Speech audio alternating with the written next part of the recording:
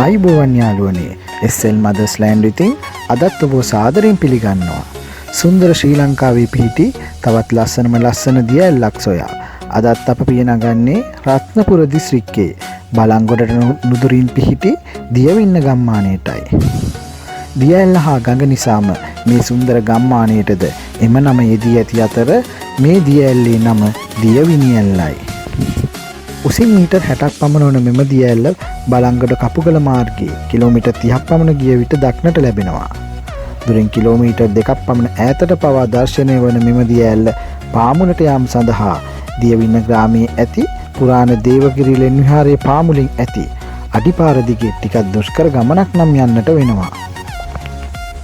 දියඇල්ල පාමුලට ගිය විට දැනෙන සියලුම වෙහෙස නිවාලන්නට දියඇල්ලෙන් මීදුමක්සේ විසිරෙන දියබිදු සමත් වෙනවා. පරිස්සමෙන් නානවා නම් දියඇල්ල පාමුලින්ම දියනාගත හැකි මේ දියඇල්ල දියවිනි ගඟේ අතුගංගාවක් ලෙස ඇදහැලි වලවේ ගඟට එකතු වෙනවා. ගම්මුන් කියන ආකාරයට නම් ගල් බඳුන් 3කට බහල් වූ නිධානයක් මෙයාවට සංගවා ඇති අතර ඇල්ලේ ජලය අඩු කාලයේදී දියඇල්ල මැද ප්‍රදේශයෙන් ගලින් නිල්ලද නාග රූපයක්ද මතුවෙනවා. උඩ සිට බැලූ විට කෙත්වතු ගස් කොළන් සහිත පරිසරයේ මැනවින් දිස්වන අතර දක්ෂ ඡායාරූප ශිල්පියෙකුට පරිසර හිතවාදියෙකුට නම් මෙතන මහා නිධානයක්.